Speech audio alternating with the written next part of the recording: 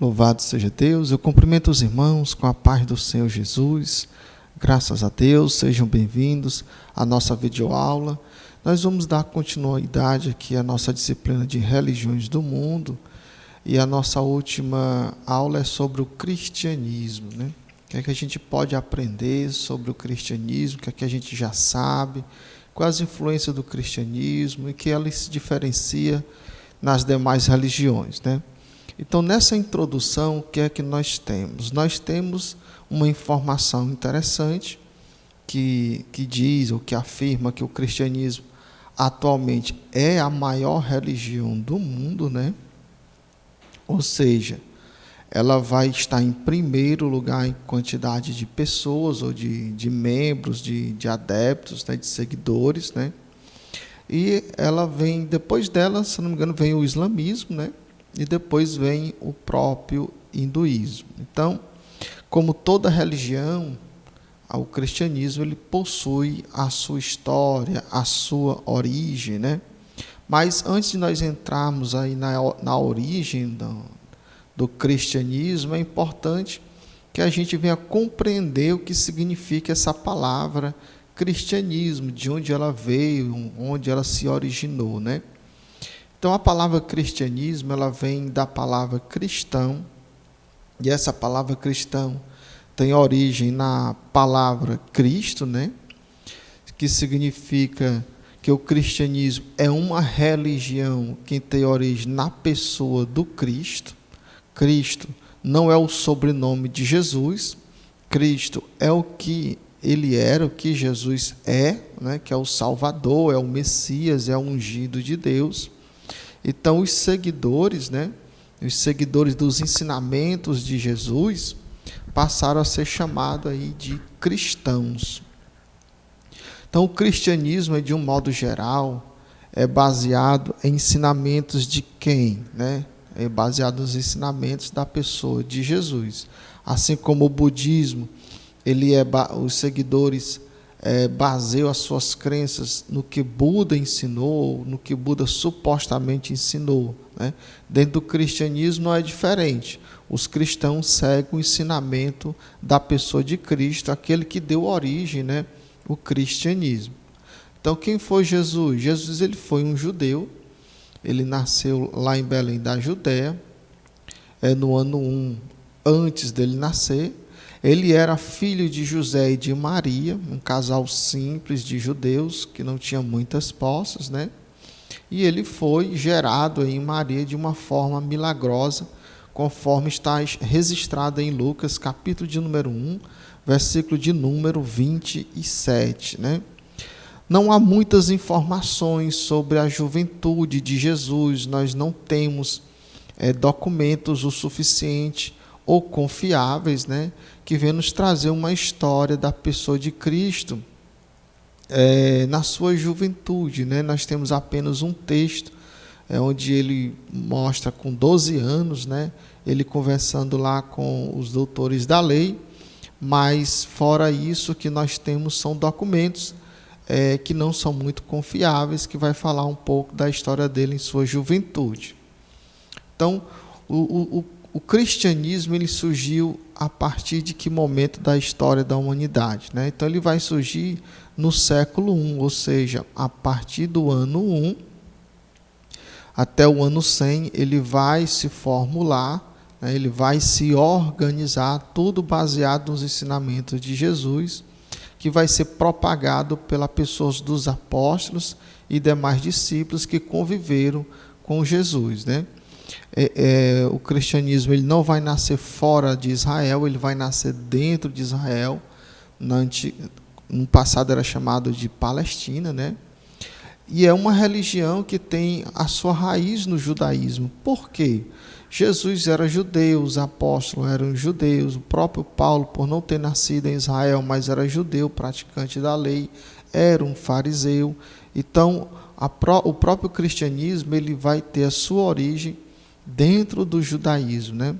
Então, Jesus, que foi o fundador, era judeu, os primeiros discípulos dele, né, eram judeus, e assim por diante. Então, isso significa que, para se compreender aí o cristianismo, é necessário entender além do evangelho de Jesus, a cultura e os costumes judeus. Por quê? É simples.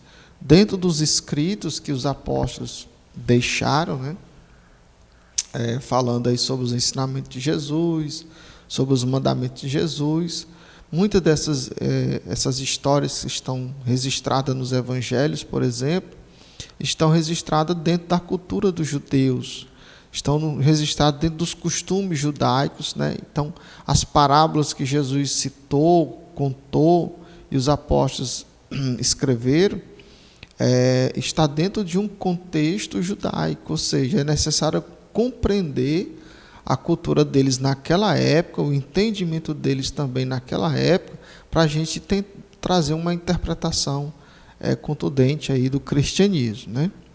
Então, apesar do cristianismo ter surgido aí com os judeus, mas a maioria deles não aceitaram o cristianismo, né? Os irmãos sabem que os judeus, em sua maioria, não abraçou a ideia de que Jesus fosse o Cristo, fosse o Messias, né? Fosse o Salvador, Filho de Deus. Não é à toa que eles vão concordar com a morte de Jesus, né? Eles vão pedir a morte dele, né? Então, apesar do cristianismo ter nascido lá em Israel, dentro da cultura judaica, né, por judeus, mas não foram aceitos pela maioria, uma minoria que aceitou o cristianismo, né? Mas, mesmo Jesus tendo sido morto, né, mas os seus ensinamentos eles permaneceram e foram divulgados, né, em todo o mundo por seus seguidores, que são os discípulos. Inclusive, os seus ensinamentos vai dizer o quê? Que Jesus não permaneceu morto, mas que ressuscitou ao terceiro dia, né? Mas quais os principais ensinamentos encontrados no cristianismo que faz diferente aí das demais religiões? O que é que vai diferenciar o cristianismo das religiões? É o que a gente vai ver, tá certo? O cristianismo é uma religião ímpar, ou seja, peculiar, singular, né?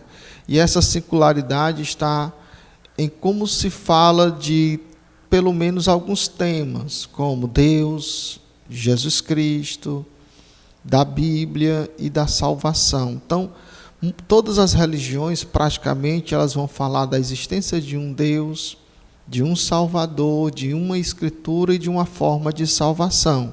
O cristianismo, ele vai se diferenciar das demais, por quê? Porque quando ele trabalha esses temas aí, ele vai ser totalmente diferente daquilo que as religiões costumam ensinar. Então, qual a visão cristã de Deus, né, que vai diferenciar das demais religiões? Nunca existiu na história da humanidade uma religião que expressasse a crença em um Deus trino. Toda religião praticamente fala na existência de um Deus. Mas o cristianismo ele vai se diferenciar por quê? Porque no cristianismo ele vai apresentar a pessoa de Deus como sendo um Deus trino, um Deus composto, né? Uma divindade composta de mais de uma pessoa. Então aí nota-se que ela é singular nessa questão. Então o que há em muitas religiões é a crença em tríades, 3 deuses, né? Tem muitas religiões que creem na existência de 3 deuses, que é muitas vezes confundida com trindade, não é a mesma coisa. Muitas religiões têm a sua própria visão de Deus. Então vamos aqui, o judaísmo, por exemplo. No judaísmo, eles creem na existência de apenas um Deus, que é apenas uma pessoa. Então, eles costumam muito citar Deuteronômio 6:4, né, Isaías 43:10, para informar aos leitores ou aquelas pessoas que estão querendo expressar a sua religião. Eles vão dizer, não, nós cremos em um Deus, esse Deus é uma pessoa só, né? Então, os textos que eles usam, na realidade, mostram a existência de um Deus, porém esse Deus composto, né? Isaías 43:10, o próprio Deus vai dizer que antes dele nenhum Deus se formou e depois dele nenhum Deus haverá, né? Então, mas essa palavra Deus é uma palavra composta. No hinduísmo, o que é que eles dizem? Né? O hinduísmo, eles possuem uma visão panteísta de Deus, ou seja, para o hinduísmo, tudo é Deus e Deus é tudo, né? E não necessariamente seja uma pessoa que pensa, que tem sentimento e etc, etc. O budismo não é diferente. O budismo traz uma ideia de um tipo de Deus panteísta, não esse Deus divino, esse Deus sobrenatural, esse Deus da Escritura Sagrada chamado Bíblia, né? Então vemos aí que realmente o cristianismo, ele é singular, ele é ímpar em relação a essa crença em Deus. Então a Bíblia no Antigo Testamento registra um Deus que se revelou de forma progressiva. Isso aqui é uma coisa muito interessante. O Antigo Testamento vai revelar a existência de um Deus. Porém, com o passar do tempo, os registros vão surgindo e a gente vai vendo que esse Deus, ele vai sendo revelado na Escritura, tanto do Antigo como do Novo Testamento, de uma forma progressiva, né? Então, o cristianismo, por compreender essa revelação aí progressiva, bem gradual, né, vai apresentar Deus como sendo o quê? Uma unidade composta. Por quê? Porque a palavra Deus em hebraico, lá no texto de Gênesis 1:1 e assim por diante, é Elohim. E Elohim não é uma palavra que está no singular, é uma palavra composta. Ou seja, ela é uma palavra que está no sentido coletivo. E os textos apontados aí pelo cristianismo, que mostram Deus como uma unidade composta, que justamente estão em Gênesis 1:1 e Gênesis 1:26, existem outros textos? Com certeza existem outros textos, né? E é claro, com a ajuda do Novo Testamento, a gente vai entender que essa composição aí de pessoas é a pessoa do Pai, do Filho e do Espírito Santo. Então, nós temos aqui Gênesis 1:1, por exemplo. No princípio criou Deus o céu e a terra. Deus, Elohim. Elohim, no sentido coletivo. Por quê? Olha só que o verbo criar está no singular, ele não está no plural. Para que a palavra Deus, aí, Elohim, fosse expressa no português no plural, o verbo criar deveria estar também no plural. Então, o verbo está no singular, o substantivo, que é Deus, está no sentido coletivo. Por quê? Porque não é um plural da palavra, mas é um plural de pessoas que compõem essa palavra Deus aí, esse ser que é Deus. Essa mesma ideia a gente encontra em Gênesis 1:26, que diz assim: e disse Deus, Elohim, façamos o homem. Veja só, quem está dizendo? Deus. O verbo dizer também está no singular. O verbo dizer está no singular, porém o substantivo Deus está no plural, ou seja, mas no sentido coletivo. O plural aí não é um plural da palavra, é um plural de pessoas que compõem esse Deus. E o que é que ele vai dizer? Façamos o homem. Então, ali são pessoas, mais de uma pessoa se comunicando, porque o verbo fazer está no plural.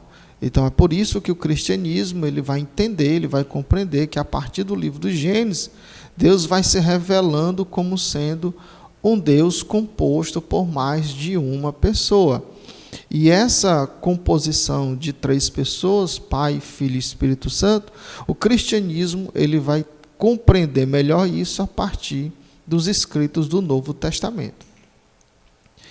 Outro texto é de Gênesis capítulo 3 e versículo de número 22, que diz assim: então disse o Senhor Deus, Elohim, eis que o homem é como um de nós, sabendo o bem e o mal. Então vimos aí novamente, né, o verbo dizer no singular e o substantivo Deus aí no sentido coletivo, Elohim. E quando ele expressa a sua palavra, ele diz: eis que o homem é como um de nós. Nós quem? Quem está se comunicando ali? O cristianismo vai entender que essa comunicação de Deus é a Trindade se comunicando entre si, né? Então, além dos textos que mostram que a palavra Deus em hebraico está no sentido coletivo, o cristianismo aponta textos que mostra as pessoas que compõem essa unidade composta. Então, o Novo Testamento é que vai nos dar assim, uma luz, né, de quem são essas pessoas que compõem o Deus. Sabemos que a pessoa do Pai está presente lá dentro dessa palavra Elohim, mas quais seriam as outras pessoas que estariam dentro dessa palavra Elohim, compondo esse Deus trino, né? Então, nós temos aqui o texto de Mateus, capítulo 3, versículo 16 e 17, e também temos aí a primeira carta de Paulo aos Coríntios, capítulo 12, versículo 4 ao 6. Esses dois textos vão nos mostrar as três pessoas se comunicando, não necessariamente afirmando que cada uma delas pertence a uma divindade, mas mostrando uma forma que o cristianismo tem de mostrar que as três pessoas existem, né? Então, Mateus 3, 16 e 17 diz o quê? E sendo Jesus batizado, saiu logo da água, e eis que lhe abriram os céus, e viu o Espírito de Deus, descendo como pomba e vindo sobre ele, e uma voz do céu dizia: este é meu filho amado, em quem me comprazo. Então, o texto de Mateus está registrando que as três pessoas, Jesus saindo da água, o Espírito de Deus vindo em forma de uma ave sobre Jesus, e uma voz que falava aí, que é a voz do Pai. Então, Mateus está registrando que existe o Pai, existe o Filho e existe o Espírito Santo, né? Outro texto interessante é o de Coríntios, que diz: ora, há diversidade de dons, mas o Espírito é o mesmo. Espírito com E maiúsculo, porque é uma referência ao Espírito Santo de Deus. E há diversidade de ministério, mas o Senhor é o mesmo, uma referência à pessoa de Jesus.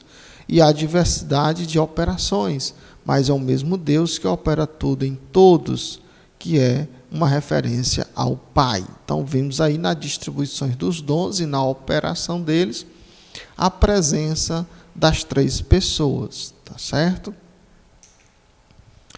Então, aqui a gente já vai ver um outro tema que vai se diferenciar das demais religiões, que é proposto pelo cristianismo, né? Que é a visão cristã de Jesus. O cristianismo ele vai apresentar a pessoa de Jesus como sendo quem? O Messias, ou o Machia, né? Como diz aí o hebraico, que significa o Salvador, o ungido de Deus, o escolhido, né? O cristianismo também vai apresentar ele como sendo o Filho de Deus. E não somente como Filho de Deus, mas vai apresentá-lo como sendo o próprio Deus. João capítulo 1, versículo 1 vai nos dizer isso, que o verbo estava com Deus, e o verbo era Deus, e esse verbo é a pessoa de Jesus. A primeira carta de João, capítulo 5, versículo 20, vai mostrar que esse Jesus também é Deus, onde João vai dizer que o Senhor nos fez dar a conhecer quem é o verdadeiro Deus, e ele vai dizer que é Jesus, esse verdadeiro Deus. Outra coisa que o cristianismo vai apontar para a pessoa de Jesus é que ele é o único caminho que leva o ser humano à pessoa do Pai. Então, percebe-se aí que a visão cristã de Jesus é bem diferente do que algumas religiões compreendem sobre Jesus. Por exemplo, o judaísmo, né? O judaísmo não tem uma visão conforme os cristãos têm da pessoa de Jesus, porque eles não entendem, eles não aceitam que Jesus seja o Messias, tampouco o Filho de Deus e tampouco o próprio Deus, né? O Islã ele vai entender que Jesus foi um profeta, que foi enviado por Deus e tudo, porém é menor do que a pessoa de Maomé, não pode ser divino também, e assim por diante. E nós temos aí uma visão do Espiritismo. O que é que o Espiritismo diz sobre Jesus, né? Eles compreendem que Jesus é um espírito evoluído, que não tem mais nem necessidade da reencarnação, porque chegou à perfeição. Então, o que é que o budismo vai dizer da pessoa de Jesus? Que ele era apenas um ser, uma pessoa iluminada. Então, vemos aí que algumas religiões vão ter um conceito bem diferente, né, da pessoa de Cristo em relação ao que o cristianismo diz. O que é que a gente vai perceber? Que só o cristianismo apresenta um Jesus singular, né, de acordo com os escritos da Bíblia Sagrada. Então, a visão cristã da pessoa de Jesus é aquilo que se encontra nos registros sagrados da Bíblia, né? Diferente do judaísmo, do islamismo, do espiritismo e do budismo. Outra coisa interessante é a visão cristã da Bíblia, né? Qual é a visão que se tem da Bíblia, né? Para o cristianismo, a Bíblia é a palavra de Deus. Alguns vão dizer que a Bíblia contém a palavra de Deus. O cristianismo, em sua maioria, vai dizer que a Bíblia ela é totalmente a palavra de Deus e que foi revelada aos seus servos, né, e escrita para regrar a vida dos cristãos ou daqueles que querem servir a Deus, né? Então, entende-se que ela é a única regra de fé e prática do cristão. Então, o cristianismo compreende que esse livro, chamado Bíblia, ele é a regra de fé e prática do cristão. Então, o cristão se baseia pelo que está na Escritura. Todo o seu comportamento, a sua forma de ver, as coisas desta vida, como a própria religião em si, o próprio comportamento, né, humano, né, as culturas que existem, os costumes e os valores, tudo isso ele vê de uma forma cristã bíblica, ou seja, baseada naquilo que a Escritura diz, né? Porém, o judaísmo, o que é que ele vai dizer da Bíblia? O judaísmo não crê que toda a Bíblia Sagrada seja a palavra de Deus, a não ser aquilo que o cristianismo chama de Antigo Testamento, né? Então, para o judaísmo, a palavra de Deus é o que está escrito de Gênesis até o livro de Malaquias. E para o islamismo, né? O islamismo não reconhece a Bíblia como sendo a palavra de Deus, eles compreendem que ela foi deturbada, né? E foi necessário que Deus revelasse aí o Alcorão para Maomé, né? Então, eles consideram como palavra de Deus o seu próprio livro, chamado de o Alcorão. Para o kardecismo, que é o espiritismo kardecista mais moderno, né? Eles não acreditam em toda a Bíblia, né? Eles acreditam em partes dela. São textos que, supostamente, né, que eles acreditam que apoiam algumas crenças espíritas. Então, eles se apropriam de alguns textos isolados, sem contexto, para dizer que esse texto, sim, é a palavra de Deus. Porém, nem tudo das Escrituras eles consideram como palavra de Deus, né? E o hinduísmo ele já possui os seus livros supostamente sagrados, né? E não baseiam nada da sua crença na Bíblia Sagrada. Eles não consideram a Bíblia como um livro sagrado. Eles consideram os seus próprios livros. Então, o cristianismo ele vai se diferenciar nessa questão também. Sobre a salvação. O que é que o cristianismo vai dizer sobre a salvação, né? O cristianismo ele vai apresentar a salvação como sendo um ato assim, que é totalmente, ou 100%, né, divino. Ou seja, Deus ele se propôs salvar o ser humano, só que através de quê, né? Através da sua própria graça e não pelas obras humanas, conforme Paulo escreveu em Efésios, capítulo de número 2, versículo 8 e 9, onde ele vai dizer que fomos salvos pela graça, por meio da fé, e isso não vem de vós, é dom de Deus. Então, Deus quis salvar a humanidade, e ele, quando ele projeta isso, ele não projeta isso porque o ser humano venha merecer, porque o ser humano é ruim, tem uma natureza ruim. Porém, por sua graça, ele resolve fazer esse projeto de salvação. E o que é graça? A benignidade de Deus, da qual é imerecida para nós. Imerecida porque nós não merecemos, mas mesmo assim ele nos amou.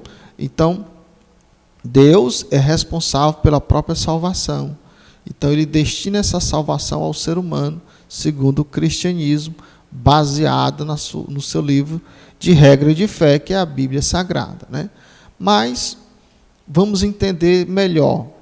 Vamos entender que o cristianismo, ele vai dizer que a salvação, o ser humano, ele não precisa de esforço humano para alcançá-la.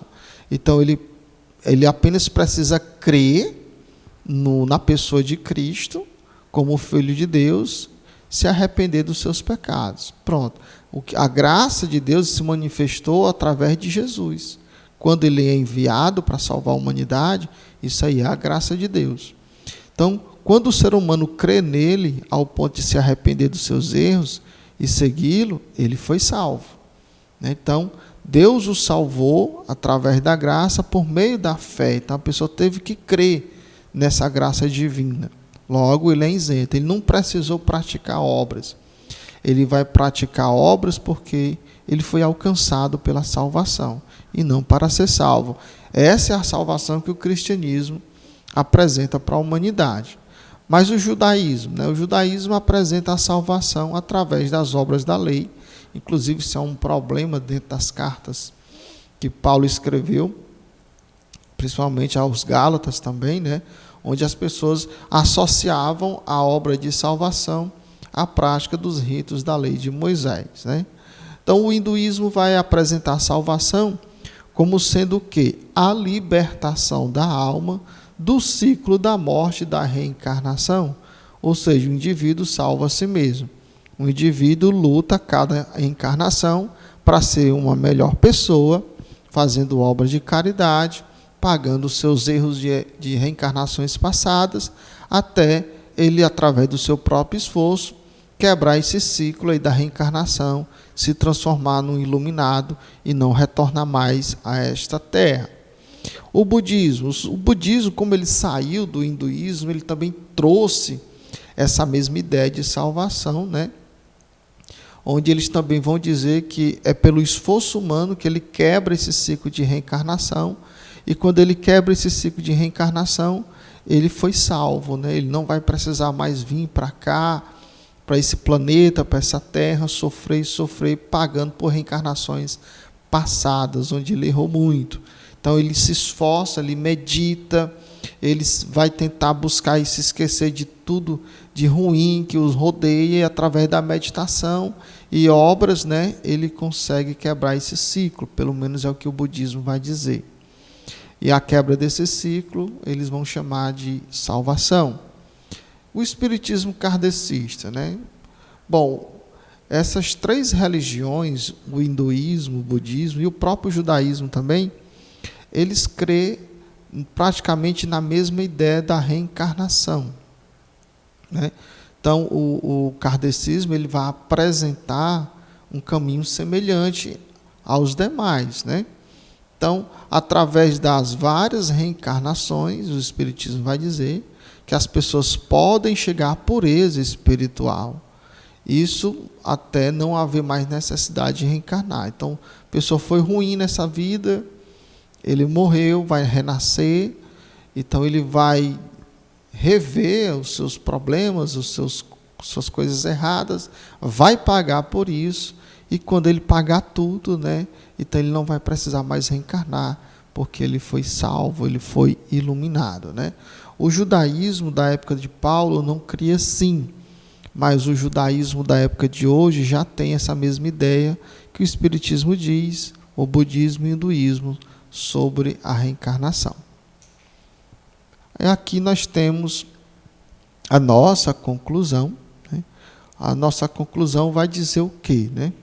Que nessa disciplina Religiões do Mundo, foram expostas o quê? As crenças, as convicções das principais religiões do mundo. Não foi de todas as religiões, porque não foi, se for falar de todas as religiões, é muito tempo, é muitas horas, não tem como, mas essa disciplina, a ideia era expor as principais religiões e as suas diferenças, as suas crenças, e também a força que elas têm até os dias de hoje para influenciar a sociedade de um modo geral. Então a gente nota que essas religiões antigas aí, que foi falado nessa disciplina, por mais antiga que elas sejam, mas elas ainda exercem uma influência muito grande na sociedade pós-moderna, né?